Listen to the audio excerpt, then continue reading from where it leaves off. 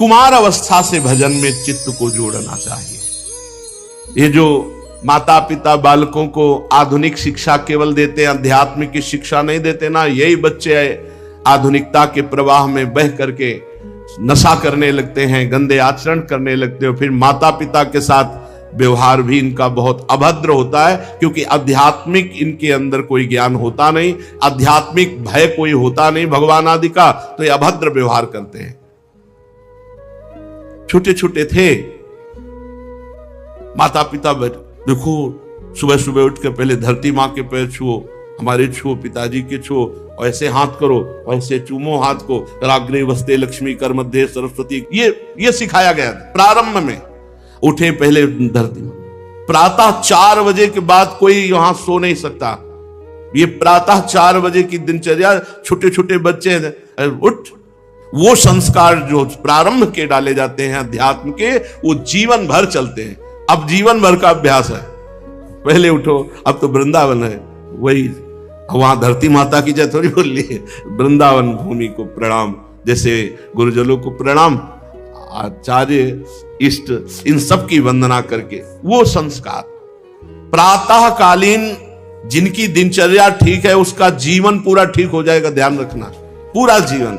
ये जो 9-10 बजे तक सोते हैं, भगवान कृपा करें, इनकी बुद्धि शुद्ध करें। सूर्य भगवान उदय हो गए और सो रहे हैं, कोई दिनचर्या नहीं। अब 10 बजे क्या दिनचर्या होगी? हमें तो मतलब 10 बजे तो हम लौट जाते हैं दिनचर्या करके, रात के 12 बजे से और दिन के 10 बजे तक दिनचर्या ये चल रही, फिर 10 बजे तो लगभग लौट जाते हैं यहाँ से। फिर वहां प्रसाद, हमें लगता है जब उनके जगने का टाइम आता है तो यहाँ ध्यान का विश्राम शुरू हो जाता है। कौमार आचरित प्राज्ञ, ए भाई मनुष्य जीवन बहुत अच्छे अच्छे संस्कार अपने में भरो भगवत प्राप्ति के लिए, भगवत प्राप्ति के लिए।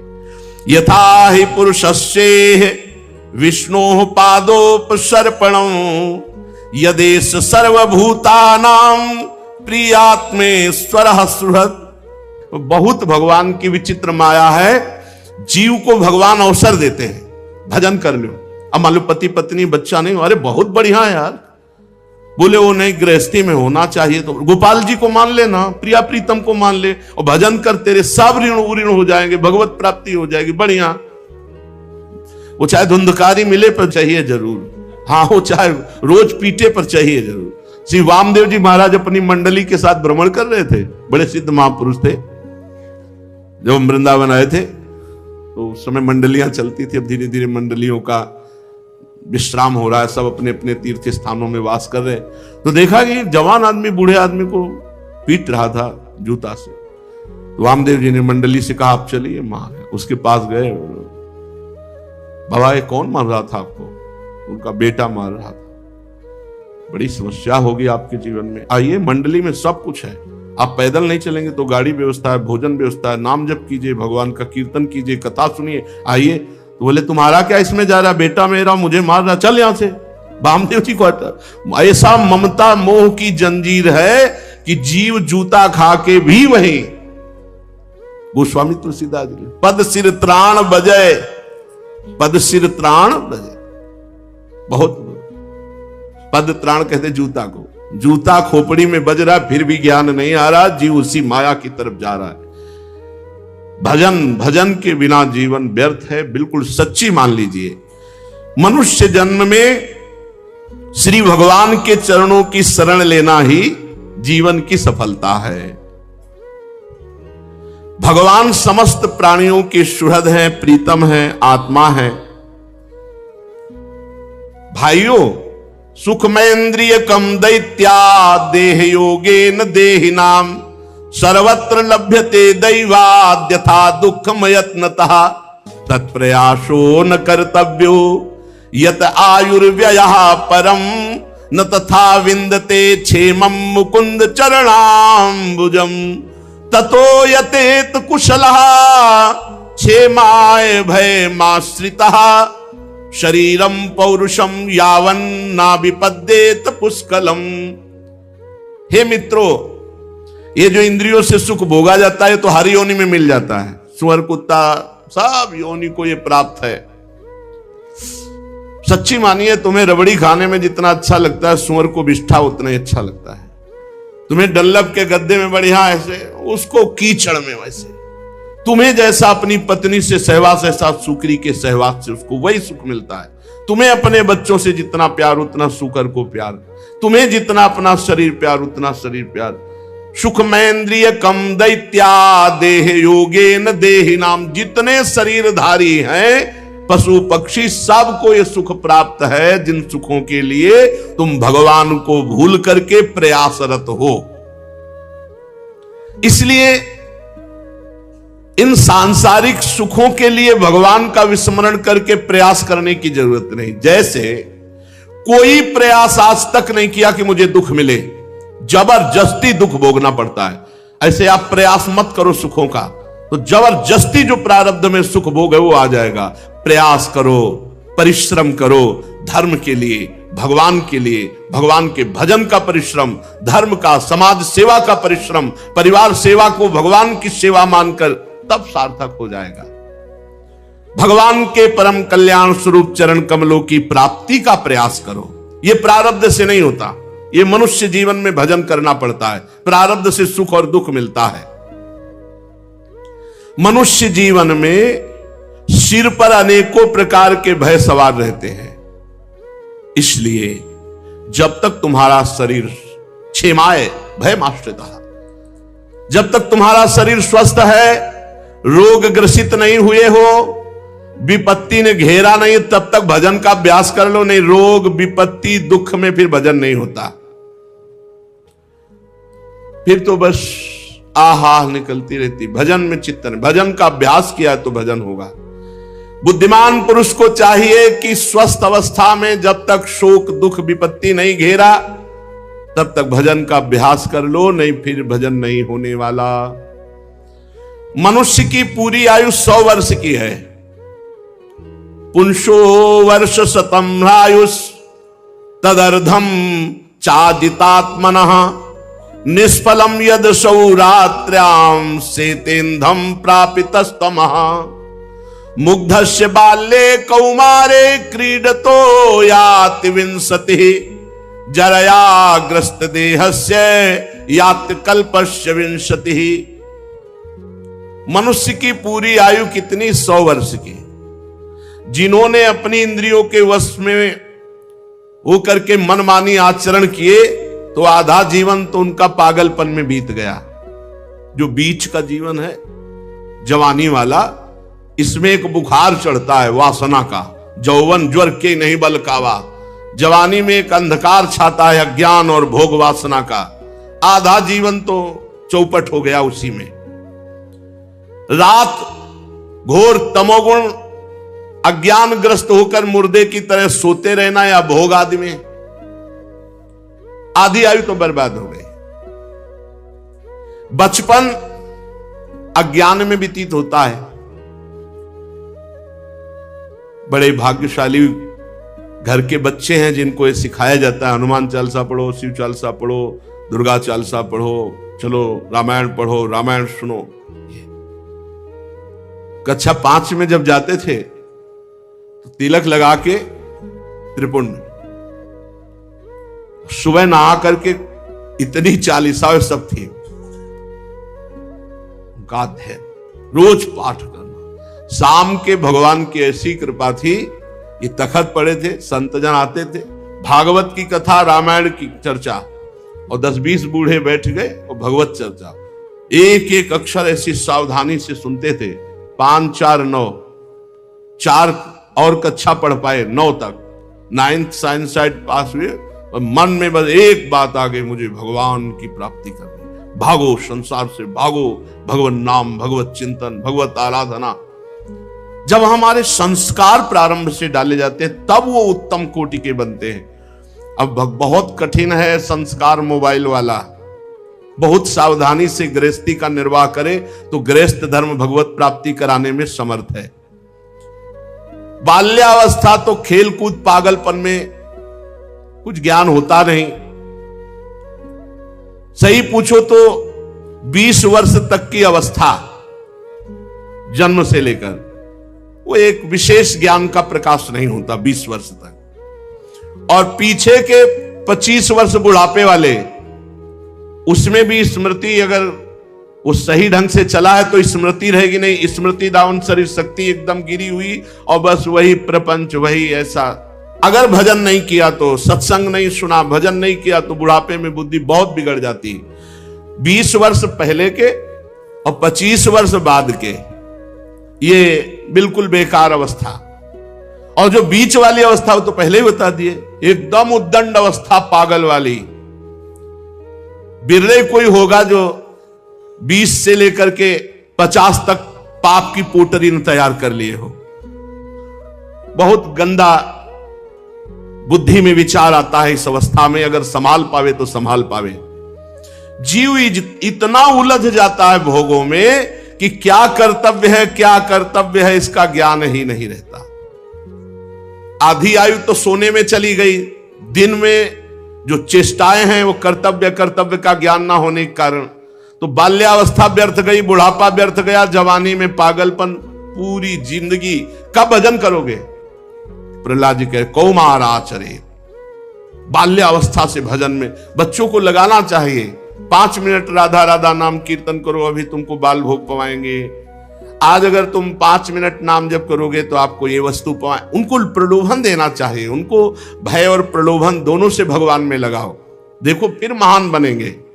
आज तक इतिहास साक्षी महान वही हुआ है जो ब्रह्मचर्य परायण और नाम जापक रहा है, वही महान हुआ है। चाहे वो राष्ट्र सेवा में हो, चाहे समाज सेवा में हो, भगवत सेवा में हो, जिसके जीवन में सदाचार नहीं वो कुछ नहीं है। पूर्व पुण्य से चाहे वो राजा बन जाए तो भी कुछ नहीं है। मेरे मित्रों ध्यान दीजिए, प्रहलाद जी कह रहे जिसकी इंद्रियां वश में नहीं, ऐसा पुरुष कभी भी कितना भी भोग भोग ले सुखी नहीं हो सकता। इंद्रियां वश में नहीं, चाहे जो भोग भोग लो, कभी तृप्ति नहीं होने वाली। भूत के लड्डू हैं, चाहे जितना खाओ न तृप्ति। और खास बात है, ना खाए तो जले और खाए तो जले। तो ना खाने वाला थोड़ी देर जलने के बाद शीतल हो जाता है, खाने वाला जिंदगी भर जलता है। घर गृहस्थी के भोगों को जिसकी इंद्रियां वश में नहीं है, भोगते भोगते बुढ़ापा आ जाए फिर भी तृप्ति नहीं होनी। माया की मजबूत रस्सी से अपने आप को बांधता जाता है। जहां छुड़ाने के लिए मनुष्य शरीर मिला था वहां अपने को और बांध दिया।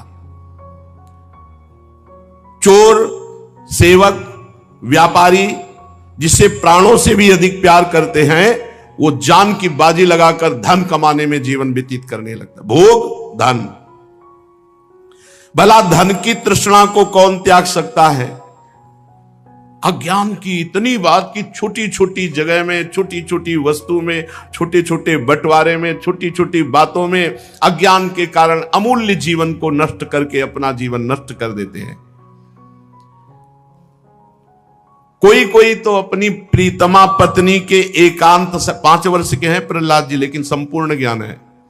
जैसे कोई ये सोचे कि भक्तों को ऐसा ज्ञान कैसे हो जाता है, गृहस्थी में तो गए नहीं। देखो ये तो 5 वर्ष के पूरा ज्ञान है। कह रहे जब उसकी प्रीतमा पत्नी एकांत में मीठी मीठी बातें और अपने आप को न्यौछावर करके सहवास आदि, ऐसा बंध जाता है मन दोनों का, पति पत्नी का। इस स्नेह पास में ऐसा बंध जाता है छूटना मुश्किल। दूसरी फांसी, नन्हे नन्हे बच्चों की तोतली बानी, प्राणों से प्यारे प्रिय बच्चे कैसे छोड़ सकता है? फिर और बड़े हुए तो बच्चों की बहू और उनके लड़के बच्चों से ज्यादा प्यारे लगते हैं। जो पौत्र पौत्री होती है बहुत ज्यादा प्यारे। फिर पुत्रियों का ब्याह तो उनके जो दामाद, कितना बंधन गांठ के ऊपर गांठ बंधती चली जाती है। अब वो जब वृद्धावस्था आई, अब वो सब इंद्रियों के भोग तो भोगने की सामर्थ्य नहीं रही, मन वैसे जलाता है और प्रतिकूलता घर से मिलती है।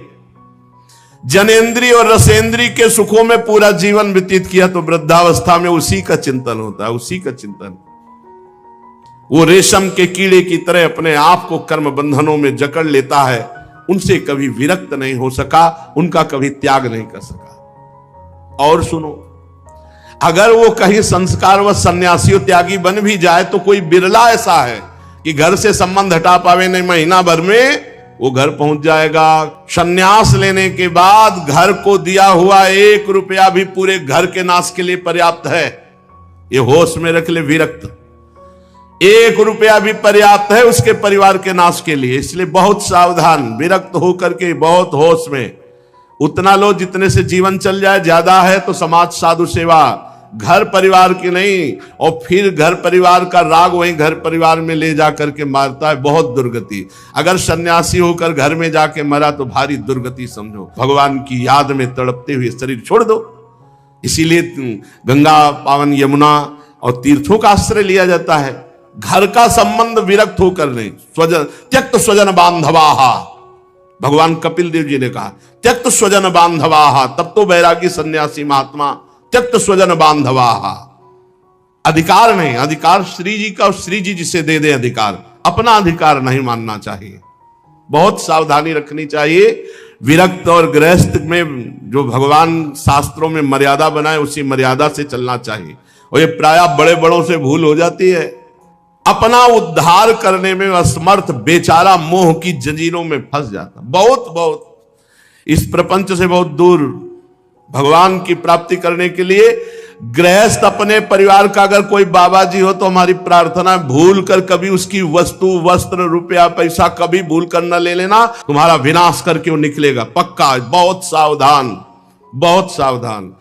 अपने परिवार को विष देने से डरे। विरक्त साधक अगर एक भी वस्तु, वस्त्र, कुछ भी, वो विष की तरह काम करेगा जाके तुम्हारे परिवार में। ऐसा ना सोचे कि ये हमारी कमाई है, नहीं। तुम संत हो केवल तुम्हारे पोषण के लिए, या संत सेवा या श्री जी के लिए है। उसका परिवार का किसी भी तरह का पोषण या सुविधा उसका भोग नहीं कराना चाहिए।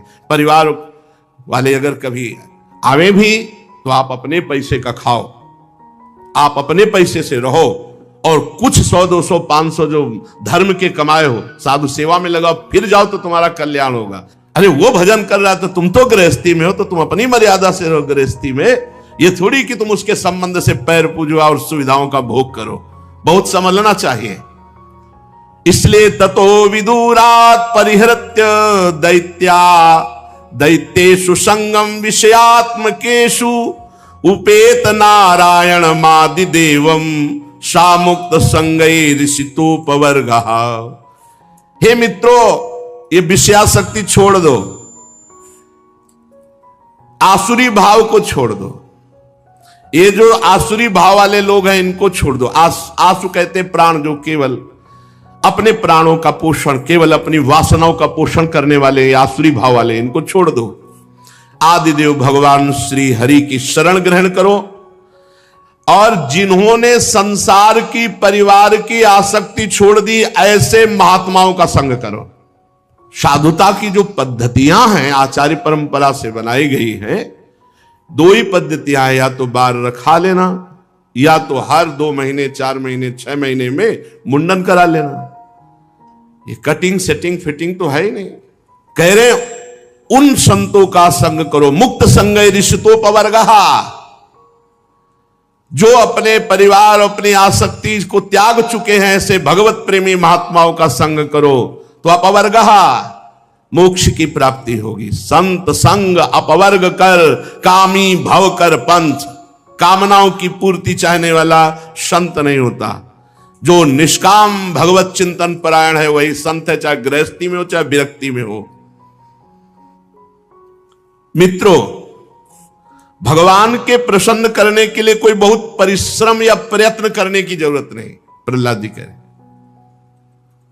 नारच्युत प्रीणयतो बहवा यासो असुरात्मजा आत्मत्वात् सर्वभूतानां सिद्धत्वादि सर्वतः। मित्रों, भगवान को प्रसन्न करने के लिए किसी भी विशेष प्रयास या प्रयत्न की जरूरत नहीं है, क्योंकि वे हमारी आत्मा हैं और वे सर्वत्र हैं और वे स्वयं सिद्ध हैं, पूर्ण काम हैं। उनको किसी वस्तु की कामना नहीं। ब्रह्मा से लेकर तिनके तक छोटे बड़े समस्त प्राणियों में हमारे भगवान विराजमान हैं।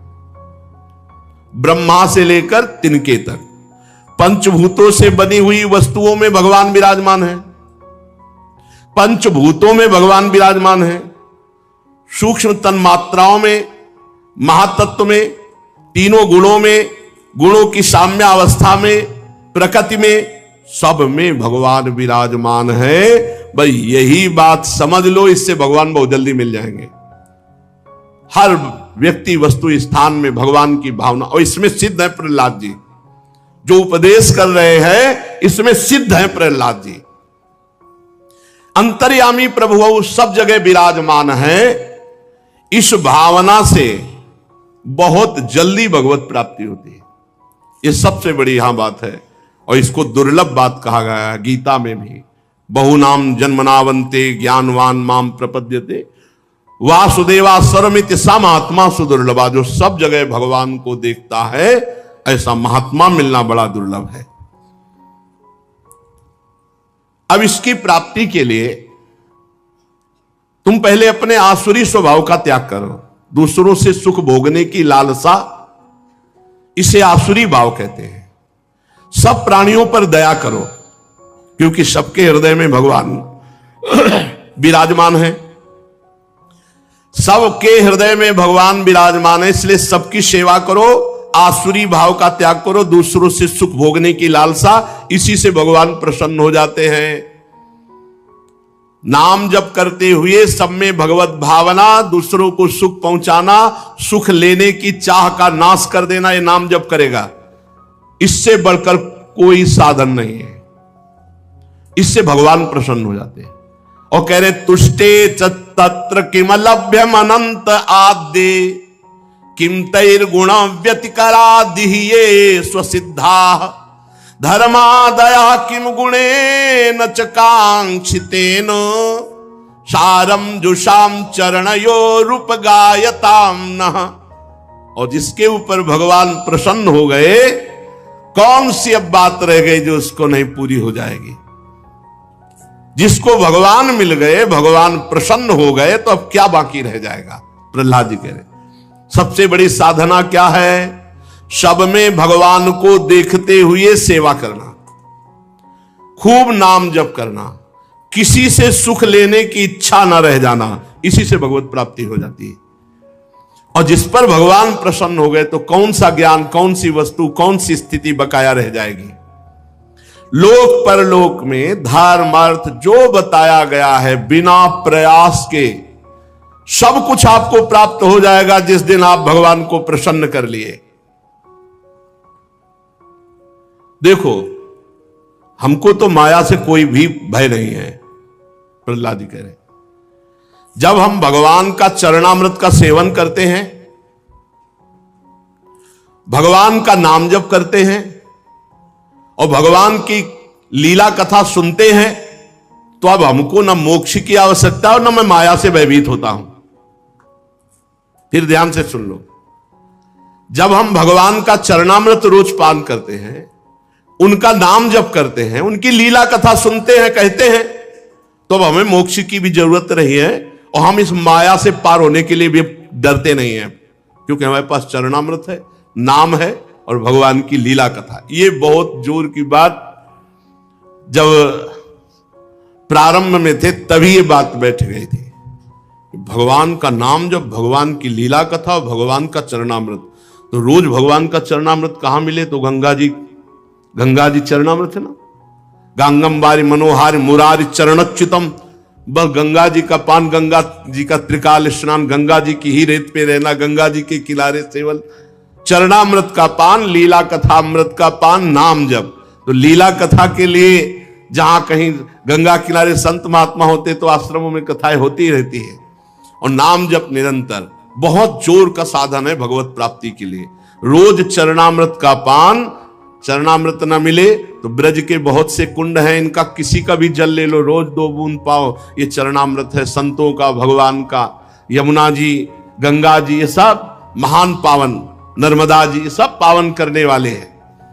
रोज चरणामृत और नाम जप और भगवान की लीला कथा सुनना, इससे बढ़कर कोई साधन नहीं भगवत प्राप्ति का।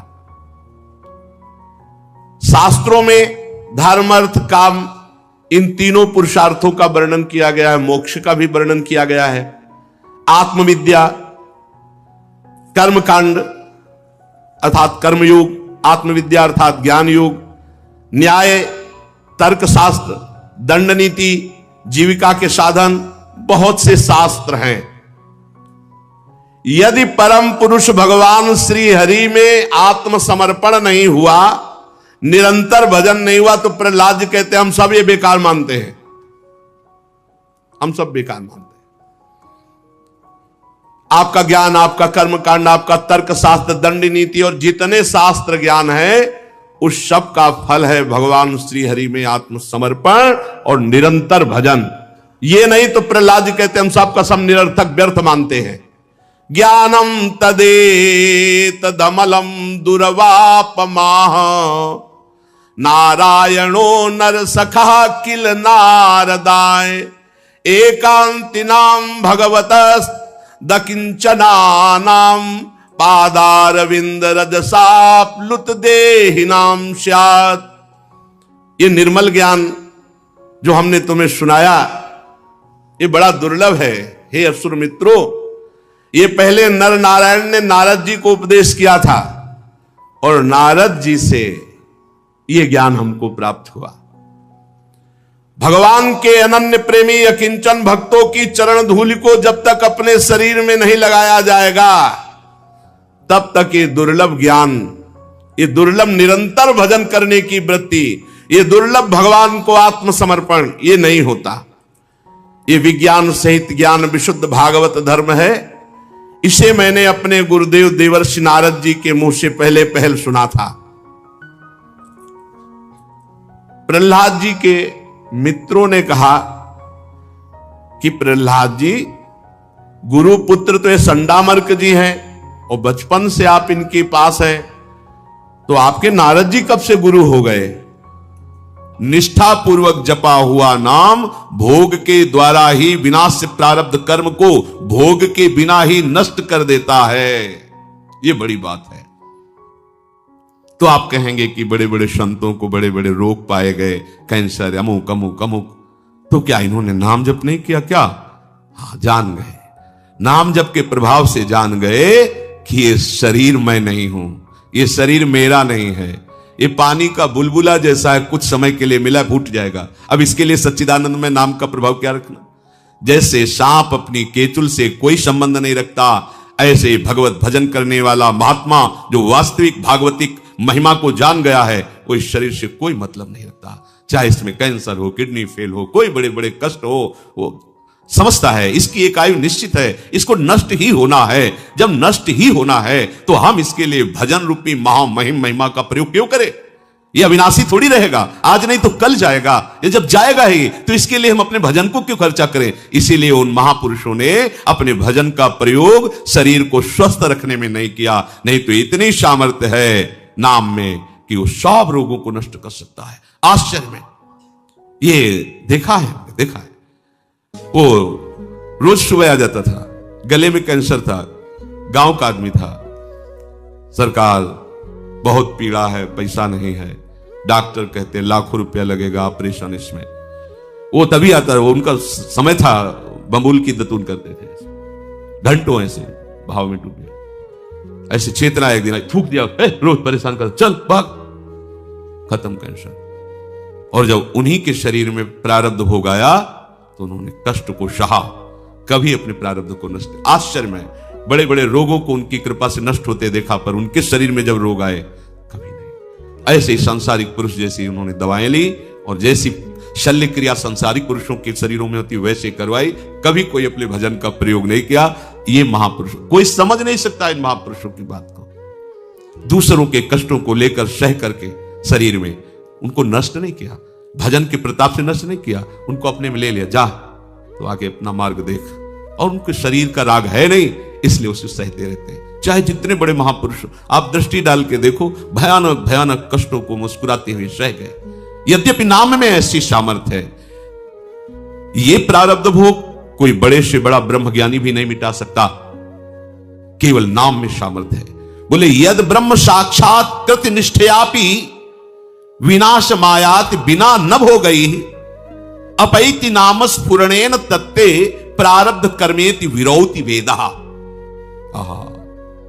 प्रारब्ध कर्म जो भोग के बिना ब्रह्मनिष्ठ तैल धारावत ब्रह्माकार जिनकी वृत्ति है, वो भी नष्ट नहीं किए, नष्ट नहीं कर पाए। पर हे नाम भगवान, आपकी महिमा ऐसी है कि प्रारब्ध कर्म आप जिसकी जिह्वा पर स्फुरित हो गए, उसको परास्त नहीं कर पाया। ये बात खास बात समझो। रोग मिट जाना खास बात नहीं है। नाम के प्रभाव से रोग होते हुए भी रोग का प्रभाव न होना, यह खास बात है। ये पता चले कि अमुक रोग हो गया तो आपका मन उसी में लग जाएगा, निराश हो जाएगा, चेहरा छिन्न खिन्न होने लगेगा। अरे अब तो ऐसा नहीं, जब जाना है तब जाएगा। जब तक है इस शरीर में खूब आनंद पूर्वक नाम कीर्तन, भगवत चिंतन, बिल्कुल प्रतिपल नया ऐसा उल्लास, किस प्रकृति जन्य किसी पद प्रतिष्ठा की प्राप्ति पे वो उल्लास होता ही नहीं जो भक्त के हृदय में होता है।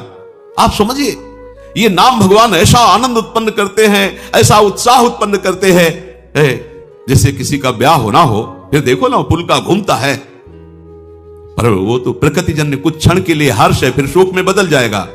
ऐसे अनंत गुना बड़ा आनंद, बड़ी पुलकन उस उपासक के हृदय में होती है जिसे अपने प्रीतम के मिलन की चाह पैदा कर दी है नाम ने।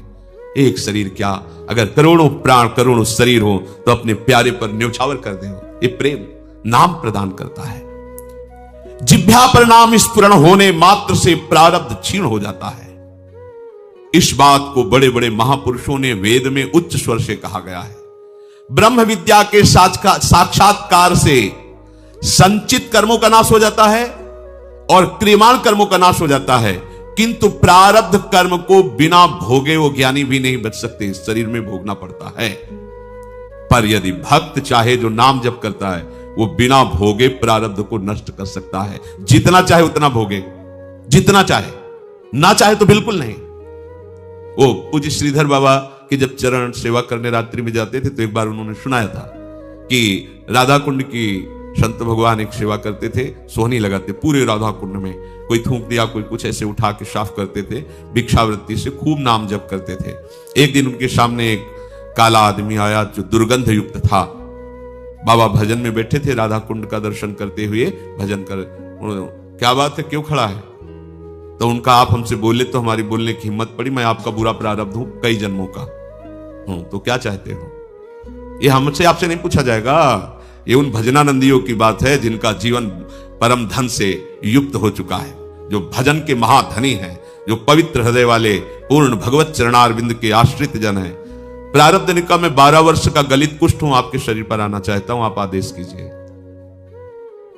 बाबा ने कहा, हमारे पास 12 वर्ष नहीं कि तुम्हें लेके बैठे, रोज हमें राधा कुंड की सेवा करनी है और हमारी एक नियम निष्ठा है, ऐसा नहीं हो पाएगा। दूसरे दिन फिर आया और उन्होंने कहा कि दिन रात्रि जोड़ करके 6 वर्ष में हम भुगता देंगे, आप स्वीकार करो। 6 वर्ष बहुत होते हैं, हमारे पास समय नहीं। बात चलती रही, फिर उसने कहा अगर आप स्वीकार करें तो 24 घंटे में आपको 12 वर्ष का प्रारब्ध भोग भुगवा दें, पर आप कोई औषधि नहीं लेंगे, किसी शिष्य की सहायता नहीं लेंगे और हमारे स्वीकार करेंगे। बाबा कहा 24 घंटे तो ठीक है, हम सुबह सुबह राधा कुंड की सेवा करके एक कमरे में बैठ जाएंगे, आप हमारे ऊपर आ जाना, दूसरे सुबह फिर हम सेवा में आ जाएंगे, हमारी सेवा नहीं छूटेगी। चलो ठीक है। अपने शिष्यों से कहा कि आज मैं कितना भी चीखू चिल्लाऊं, कोई हमारे कमरे में मत आना जब तक हम स्वयं खोलकर बाहर ना आवें। और जहां कहा हाँ मैं स्वीकार करता हूं, तत्काल पूरा नख से सिक तक पक गया शरीर, पीप बहने लगा, भीषण पीड़ा। बस वही नाम चिंतन में अपने मन को लगा दिया। 12 वर्ष के गलित कुष्ठ प्रारब्ध को 24 घंटे में भोग कर साफ कर दिया। अगर वो नाक कह देते तो हिम्मत नहीं थी कि प्रारब्ध उनके शरीर में आ जाता। ये देखो नाम बल, नाम में बड़ी। आप क्या समझते नाम जापक हैं, आपको जो रोग आया है, जो कष्ट आया है, बहुत कम करके आया है, बहुत कम करके दुलार पूर्वक प्रभु हमें दे रहे हैं, उसको बहुत सहज सहज ऐसे ही सहज। अगर वो प्रभु से बिलग हो जाओ और फिर देखो इसका तांडव, कितना भयानक कष्ट है, आपको अनुभव में आने लगे। लेकिन कैसे बताए तुम्हें, यदि प्रभु के आश्रित हो तो कैसे दुलार करते हैं। तो जो प्रारब्ध कर्म ब्रह्म विद्या से भी नहीं नष्ट किया जा सकता, वो केवल नाम के द्वारा नष्ट किया जा सकता है। सएव सर्वेभ्या पापमभ्य उदितः उदेतिहा वही सर्व पाप मभ्यो यह एवं वेद उदित तस्य नाम। आहा, सब पापों से छुटकारा, वो जन सब कर्मों से छुटकारा पा जाता है जो भगवान के नाम का भरोसा करके नाम जपना प्रारंभ कर देता है। भक्तेभ्यो विचित्रानंदान प्रदातुम बहुरूपतयाविर्भावा दति करुणमिदम नामेति भावे नाह। कह रहे हैं ये केवल पापों को ही नष्ट नहीं करता, प्रारब्ध कर्मों को ही नष्ट नहीं करता। भक्तेभ्यो विचित्रानंदान प्रदातुम, भक्तों को एक विचित्र आनंद प्रदान करता। सत्य सत्य परम सत्य। दुनिया को भोग वासनाएं, नाना प्रकार के द्वंद्व, भूख प्यास नींद, ये सब जन्म मृत्यु सब पीस रहे हैं, वो समझ नहीं पा रहे प्रमाद स्थिति में। विचित्र आनंद क्या है इसकी कल्पना भी नहीं कर सकते। नाम आपको प्रदान करेगा, सब द्वंद्वों से रहित करके। भक्तेभ्यो विचित्रानंदान प्रदातुम, नाम प्रदान करता विचित्र आनंद। बहुरूपतयाविर्भावा, वो बहुत रूपों में आनंद को प्रकाशित कर देता है उसके हृदय में। जैसे शास्त्रों में पाया गया, महाप्रलय के समय भी भक्त को कोई क्षोभ नहीं होता, क्योंकि उसके पास भगवत भजन है, नाम है, वो उस समय भी आनंद में रहता है। जैसे पूरी लंका जल गई, विभीषण का घर नहीं, पूरी लंका में त्राहिमाम मचा हुआ है, विभीषण आनंद में है। क्यों? क्योंकि वो भगवान की भक्ति में रत है। भक्तों को विचित्र आनंद देने के लिए अनेक रूप धारण कर लेता है नाम। आहा, पग पग पर जो आवश्यकता, जैसी व्यवस्था नाम कर देता। कैसे तुम्हें बताए, ये वाणी का विषय नहीं, जाने मोरी छाती, मेरा हृदय जानता है कि नाम भगवान कैसी कृपा करते। देखो कह रहे बहुरूपतयाविर्भावा, वो औषधि बन जाएगा, वो व्यक्ति ला देगा, वो सामग्री ला, जो जो आवश्यकता है सब व्यवस्था। आपको कहीं खोजने की जरूरत नहीं है, आप केवल नाम को पकड़ लीजिए। बहुरूपतयाविर्भावा, वो नाम ही सब रूपों में प्रकट होकर के आपको जो आवश्यकता है। पर अब 4 दिन आप जपे और ऐसा सोचे तो नहीं, दीर्घ काल निरंतर सत्कार सेवितो दृढ़ भूमि, लंबे समय तक आनंद पूर्वक आदर पूर्वक निरंतर नाम जप करो। पहले वो आपके अशुभों का नाश करेगा, फिर आपको अनुभव में आएगा। विचित्रानंदान प्रदातुम, वो विचित्र आनंद प्रदान कर रहा है। देखो ये गूढ़ विषय है, हम लोगों ने अपने आनंद को बिखेर रखा है। दुखालय में आनंद का जो आपको अनुभव होता है वो आपके आनंद कण से है। ये थोड़ा सूक्ष्म विषय है। यदि आपने अपने आनंद कण को उसमें स्थापित नहीं किया है तो आपका खिंचाव नहीं होगा, आपको उसमें सुखानुभूति नहीं होगी। जहां आपने अपने आनंद कण को स्थापित किया है कि ये वस्तु आनंद प्रदान करेगी, तो उस वस्तु में दुख है, विनाशी है, वो आनंद है ही नहीं। पर उसमें जो आपका आनंद अनुभव होता है वो आपके हृदय का आनंद कण उसमें गया है। तब कैसे गया? ये वस्तु आनंद देगी, आपकी मान्यता ने आपके आनंद कण को वहां स्थापित किया। अब आप कहते हो मैं इसके बिना जी नहीं सकता क्योंकि इसमें बहुत आनंद है। सोचो अगर वो सब आनंद कण एकत्रित करके और केवल प्रभु के चरणों में आनंद सिंधु में लगा दो, तब आपके हृदय में कैसा आनंद होगा। जिस विषय को आप भोग रहे हैं, जिस विषय में आप आनंदित है, वही उसी विषय को दूसरा घृणित मान के त्याग दिया है क्योंकि उसमें आनंद नहीं है। उसने तीसरे पर अपना आनंद स्थापित किया है, आनंद भाव स्थापित किया है। वो वहां आ सकता है। कहां है? किसको है आनंद? जहां जहां जो जो अपने आनंद को भाव से स्थापित किया उसको उसी वस्तु व्यक्ति में आनंद का अनुभव हो रहा है कहीं नहीं। दुखालयम अशाश्वतम भगवान कह रहे हैं। ये जो आनंद कण आपने बिखेरे रखे हैं विषयों में, व्यक्तियों में, वस्तुओं में, इनको समेटना पड़ेगा और ये समेटने का काम नाम करेगा। और जहां समेटा तो कह रहे हैं भक्तेभ्यो विचित्रानंदान प्रदातुम, आनंद कण जे भी समेटे सबकी ममता ताग बटोरी, मम पद मनहि बांध बर डोरी। अब आनंद सिंधु की जो विचित्र आनंद की उमगन होगी वो आप सह नहीं पाएंगे। तभी भक्त विकलता, आनंद की विकलता में रोता है, आनंद की विकलता में नाचता है, आनंद की विकलता में वो कभी कभी गाता है, कभी हंसता है, कभी समाधिस्थ हो जाता है। उसके हृदय की स्थिति जो विचित्र हुई, न लाज तीन लोकन की, न वेद को कहो करे, न शंख भूत प्रेत ते, न देव जच्छते डरे, सुनय न कान और की, दृशय न और इच्छना। ये नाम भगवान से हुई है।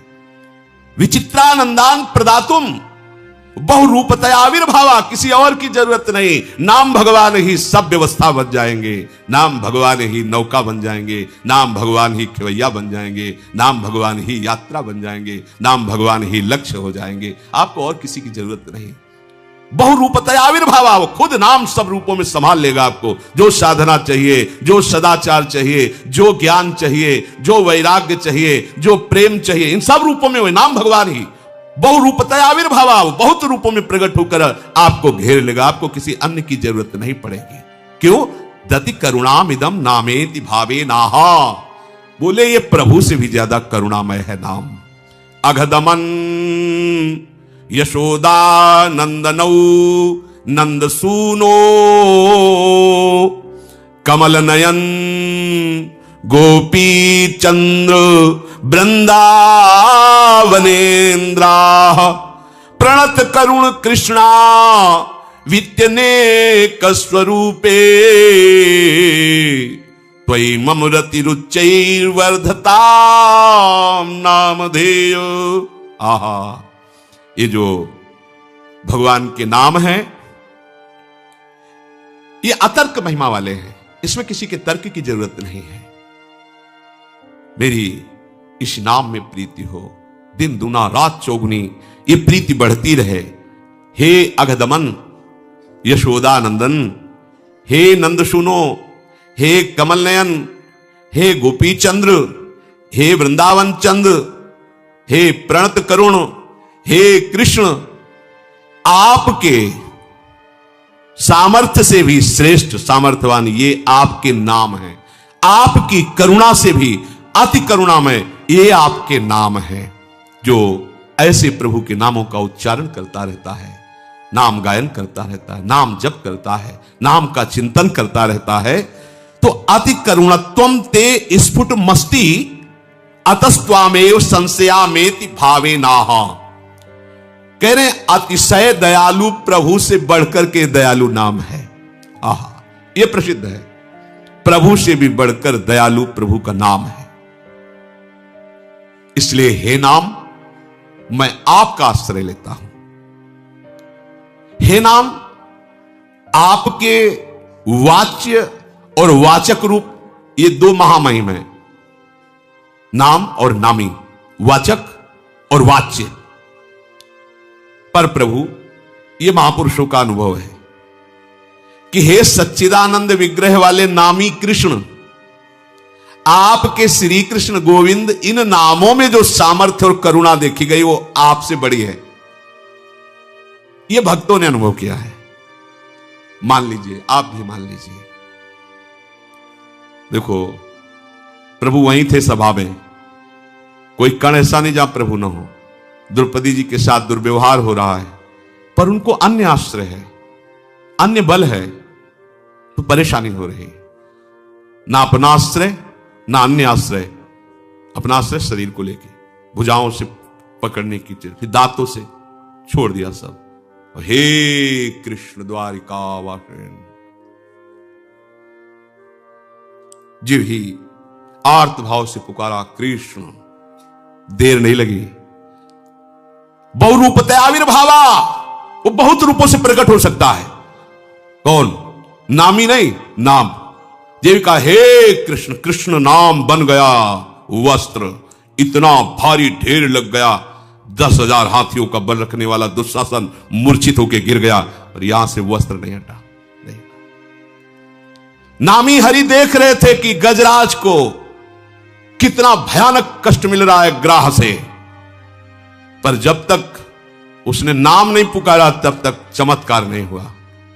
उसके सब संगी साथी हाथी हाथिनियां प्रयास करके हार गए, चले गए। लड़ते लड़ते बहुत समय हो गया था, वो भी थक गया। जलचर जीव ग्राह बलवान होता चला गया और गजराज बलहीन होता गया।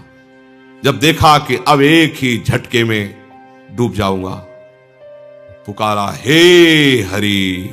पूर्वाभ्यास, पूर्वाभ्यास ने याद दिला दी भगवान। ये इसीलिए नाम कभी नष्ट नहीं होता, अविनाशी है। जे भी कहा हे हरि, तो नाम कितना समर्थ है कि नामी को भागना पड़ा, गरुड़ छोड़ के भागना पड़ा और रक्षा कर ली। ये सामर्थ्य नाम में विराजमान है। करुणा में हरि तो उस समय भी देख रहे थे, सर्वज्ञ है, लेकिन उनसे भी ज्यादा करुणा में नाम, जब नाम का आश्रय लिया तो भाग पड़े हरि, और बलात् आकर्षित होकर नाम बल से आके ग्राह का उद्धार किया और गजराज की रक्षा की।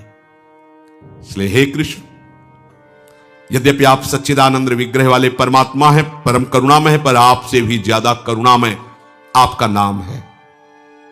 ये जो वर्ण रूप में नाम है, ये आपकी अपेक्षा अधिक दयालु और अधिक बलशाली है। ये सब महापुरुषों ने अनुभव किया है। गोस्वामी जी कहते हैं कि नाम स्वामी है और नामी सेवक है। स्वामी जहां जाएगा सेवक को पीछे आना पड़ेगा। जिसकी जिह्वा पे नाम आ गया तो सेवक की भांति नामी को आना ही पड़ेगा। तुम्हें नामी की चिंता नहीं, तुम्हें नाम की चिंता करनी है। जो प्राणी प्रभु के नाम में अपने को समर्पित कर रहा है पर बड़ा अपराधी रहा है, बड़े अपराध किए हैं, तो केवल जिह्वा पर विराजमान होने पर ही वो आनंद समुद्र में गोता लगाने लगेगा। केवल जिह्वा पर विराजमान होने का भाव है कि उसका ध्यान नहीं लगता, उसकी एकाग्रता नहीं है, मन विषयों में जाता है, नाना प्रकार की चंचलताएं हैं, पर उसने पकड़ लिया है राधा राधा राधा राधा राधा राधा राधा राधा। तो नाम जीह जप जागे जोगी, ये नाम तुम्हें योगारूढ़ कर देगा। ये नाम तुम्हें सब सामर्थ्य, अरे नामी को चैन से नहीं बैठने देगा। तेषाम हम समुद्र, ठेका लेना पड़ेगा। तेषाम सतत युक्ता नाम भजताम प्रीति पूर्वकम ददामि बुद्धि योगम तम। तो पहले क्यों नहीं प्रदान किया? आप बहुत बड़े दानी हैं, पहले ही प्रदान कर देते तो दुर्गति का मार्ग ही नहीं ग्रहण करते। बोले नाम नहीं था ना, इसलिए तेषाम सतत युक्ता नाम भजताम प्रीति पूर्वकम। तो प्रधान कौन हुआ? नाम। नाम जो ही जिह्वा पे आया तो नामी को अपना समस्त महामहिम स्वरूप प्रकाशित ही करना पड़ा। तिजोरी खोल देनी पड़ी। ज्ञान, वैराग, भक्ति, योग सब उसके हृदय में आ गया। इसलिए यहां कहते हैं देखो, संभव को भी असंभव कर दे, ये नाम करेगा, और असंभव को संभव कर दे। ये तो महापापी था, कैसे परम पद में चला गया? बोले ये नाम किसका? अब तो आनंदित होकर नाम का आश्रय ले लो। जो संभव को असंभव कर दे, असंभव को संभव कर दे। जैसे महाबलशाली गजराज को कमल नाल से बांध देना, कैसे हो सकता है? गजराज इतना बलवान, कमल नाल इतना कोमल, पर वो हिल नहीं सकता। जैसे गाय के खुर के गड्ढे में सुमेर पर्वत को डुबा दे, असंभव, वो नाम कर सकता है। ये नाम कर सकता है। देख लो ना, नाम लेत भव सिंधु सुखाही, जिसके लिए पार करने के लिए इतने बड़े बड़े सिद्धांत और शास्त्र रचे गए। बोले ना नौका की जरूरत है, केवट की जरूरत है। नाम लेत भव सिंधु, गया, आराम से निकल जाओ, कोई परेशानी नहीं, दलदल भी नहीं रहेगा। ओहो, विश्वास, सबसे बड़ी बात विश्वास है। तू देह की चिंता करता है, तू धन की चिंता करता है, तू भोगों की चिंता करता है, तो तुझे मिला क्या इस चिंता में? अरे कभी देह हम पर कृपाल हो जाए कि हमारा इतना चिंतन करता है, कभी रुपया हम पे कृपाल हो जाए कि इतना चिंतन करता है, कभी ये विषय हम पे कृपाल हो जाए कि इतना चिंतन करते हैं, पर वो कृपालु ना होकर और रोष पूर्वक हमको दंड देते हैं। हम जिस देह से प्यार करते हैं वही देह हमें कष्ट देता है। हम जिसका चिंतन कर रहे हैं भोगों का, वही हमें जलाते हैं, हमारा पतन कराते हैं। समझिए इस बात को। हम जिस धन को प्राण से भी प्यारा समझते हैं वही हमारे प्राणों का घातक बन जाता है, वही हमें बुरी आदतों में फंसा देता है, वही हमें अभिमान पैदा करके नष्ट करवा देता है। तो फिर तू इनका चिंतन त्याग और मेरा चिंतन कर, मेरे नाम का चिंतन कर। देख, तेरी देह को भी दिव्य कर दूंगा और ऐसा संपत्तिवान बना दूंगा कि कुबेर भी ललचाएंगे। कुंज महल की टहल सुख और दंपति संपत्ति पाई है, कुबेर भी ललचाता है। ये युगल संपत्ति जिसके पास है ना, कुबेर भी अपने खजाने को खाली देखता है, क्योंकि वो संपत्ति उनके पास नहीं है। तू सुख की चिंता करता है, मैं तुझे सुख सिंधु में डुबो दूंगा। बस तू सबके चिंतन को बटोर और मेरा चिंतन कर। तू नाम ले। जब तक तेरा मन स्थिर नहीं हो पाता तब तक तू नाम का स्वाद नहीं समझ पाएगा, पर ये नाम ही स्थिर कर देगा। तू मेरा नाम ले, तू ऐसे नाम को पकड़ कि चाहे तेरे पैरों के नीचे से पृथ्वी खिसक जाए, सिर पर आकाश टूट पड़े, पूरा विश्व तेरे विरोध में खड़ा हो जाए, तेरे सर्वनाश की स्थिति क्यों ना आ जाए, पर तू घबराना नहीं, मेरे नाम को पकड़े रहना। तू निश्चित देखना, मैं तुझे अपनी गोद में लिए बेटा मिलूंगा। ये परम सत्य बात है। प्रहलाद जी ने अनुभव किया, बड़े भक्तों ने अनुभव किया। यदि हम उत्साह संपन्न हो जाए, मुझे भगवान मिलेंगे, इसी जन्म में प्रिया प्रीतम मिलेंगे, निश्चित मिलेंगे। सोचने में क्या जाता है? बोले सोचने से हो जाएगा। इस सिद्ध पुरुष लाल स्वामी हमें गंगा किनारे एक मिले थे, जिनकी खेचरी मुद्रा सिद्ध थी। रात्रि में 10 बजे जब उनसे मिलने के लिए टाइम मिला, उन्होंने टाइम दिया, गए। अकेले थे वो, सदैव एकांत साधन में लगे रहते थे। कुछ चर्चा हुई, तब उन्होंने कहा बेटा, नई अवस्था थी, जैसा बनना है वैसा सोचो, जैसा सोचोगे वैसा बन जाओगे। इस सूत्र डायरी में लिखा हुआ है। अगर आप सोचोगे ना मुझे प्रियालाल मिलेंगे मिलेंगे, प्रियालाल मिलेंगे, पक्का मिलेंगे। इसीलिए रोज उत्साह बढ़ाता हूं आपका। आप सोचिए कि आपको प्रभु मिलेंगे। देखो, धाम की इतनी कृपा है, प्रभु मिलेंगे आपको। नाम की इतनी कृपा है, प्रभु मिलेंगे। अरे कुछ नहीं, हमारी स्वामी जी बड़े करुणामयी, युगल सरकार मिलेंगे। ये बार बार आपके दिमाग में हम डाल रहे हैं, उत्साह वर्धन कर रहे हैं कि आपकी सोच में आने लगे कि वैसे तो हमारा उत्साह नहीं, लेकिन संत कह रहे हैं, गुरुजन कह रहे हैं, शास्त्र कह रहे हैं, तो हम मिल जाएंगे, हमको भी मिल जाएंगे, निश्चित प्रभु मिल जाएंगे। बस ये बात आना महामंगल शुरुआत हो गई। ये बात आना महामंगल की नींव पड़ गई। हमारी बात मान लो। अरे बोले कल सोचने से प्रभु मिल जाए, पक्का केवल सोचने से मिल जाएंगे। पुत्र के बहाने नारायण तो परम पद मिल गया, आप धोखे में मत रहिए। प्रिया प्रीतम का नाम, प्रिया प्रीतम का धाम, प्रिया प्रीतम का रूप, प्रिया प्रीतम की लीला, ये निश्चित भगवत प्राप्ति कराती है। श्रीपाद प्रबोधानंद जी महाराज कह रहे, बहुत ध्यान से सुनना तो तुम्हें और पुष्टता हो जाएगी हमारी बात जो अभी कही। कह रहे कि राधा कृष्ण विचित्र मनमथ कला नंदा चमत कुर्वते, यस्मिन् सौख्य चमत्कृति परतरा यत्र दीक्षादितः, तद्वंदे मम कारतोद्भुत तमाद यस्याद्भुतानुक्षणोल्लासाः, श्रीवन राजसीम सुमहाभावम तमेव स्तुमः। ये वृंदावन धाम श्री श्यामा श्याम की प्रेम युद्ध भूमि है। श्रीमद चतुरासी जी, अद्भुत खेत महामन्मथ को दुंदु विभूषण राव, जूझत सुभट परस्पर अंग अंग उपजत कोटिक भाव। ये अद्भुत खेत माने समर भूमि, प्रेम की समर भूमि है। ये प्रेम का युद्ध होता रहता है यहां। प्रिया प्रीतम प्रेम का अद्भुत खेल। कह रहे यहां जो शरणागति दीक्षादि लेता है प्रिया प्रीतम की, राधा कृष्ण विचित्र मनमथ कला नंदास चमत कुर्वते। मनमथ कहते हैं काम को भी और मनमथ कहते हैं प्रेम को भी। अनंग कहते हैं काम को भी, अनंग कहते हैं प्रेम को भी। तो जगत में जहां प्रेम शब्द का प्रयोग होता है वहां शुद्ध काम ही है, मलिनता, केवल स्वसुख वांछा। और जहां प्रेम राज्य में मनमथ का, अनंग का, काम शब्द का प्रयोग होता है वहां विशुद्ध प्रेम होता है। यस्मिन शौक चमत्कृति, अद्भुत सुख की चमत्कार आनंद राशि प्रदान करने वाली हो जाती है जो वृंदावन में दीक्षा लेता है प्रिया प्रीतम की शरणागति, प्रिया प्रीतम की उपासना। यस्मिन सौख चमत्कृति परतरा यत्रत्य दीक्षादिता, क्योंकि दीक्षा से उसका नया जन्म हो जाता है, ब्रजवासी माना जाएगा। एक होता है मां के गर्भ से जन्म लेना, एक होता है गुरु के द्वारा नाद से जन्म होना। एक बिंदु से जन्म माना गया माता पिता के, और एक गुरु के नाद से जन्म माना जाता है। ये नई दीक्षा जो हुई, ये नया जन्म हमारा है। शिक्षा दीक्षा सांसारिक तो बहुत हो गई, ये जो प्रिया प्रीतम की शरणागति है, हम शुद्ध ब्रजवासी हो गए दीक्षा मात्र से। ये नया जन्म, विश्वास, देखो सारा खेल विश्वास का है।